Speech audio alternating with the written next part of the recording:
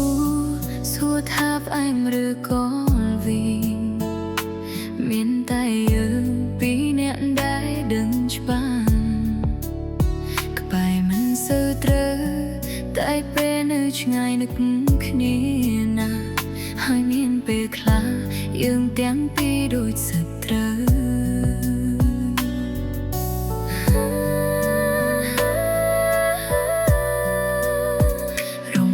ក៏មាន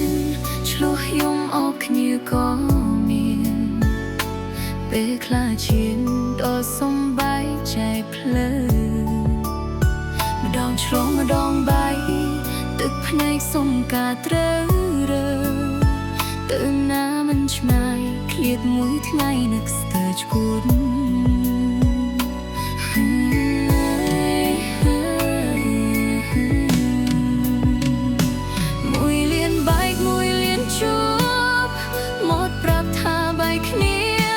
ចិត្តទៀមទានៅក្បែរគ្នារហូត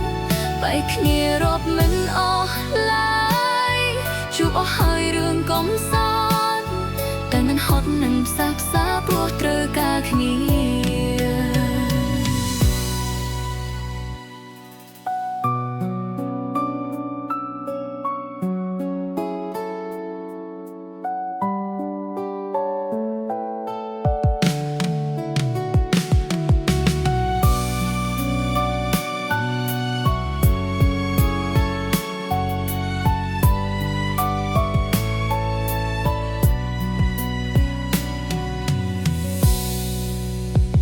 រឿងជីវិតគូ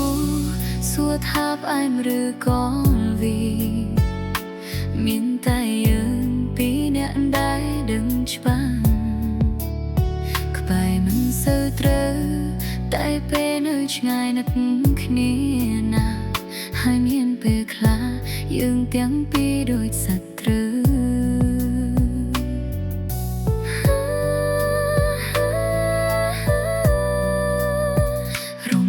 ក៏មាន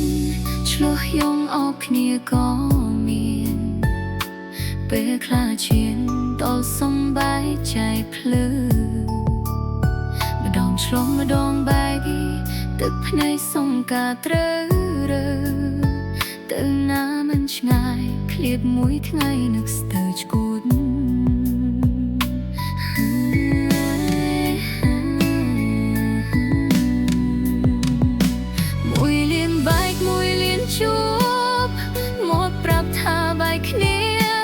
ចាំទៀមទា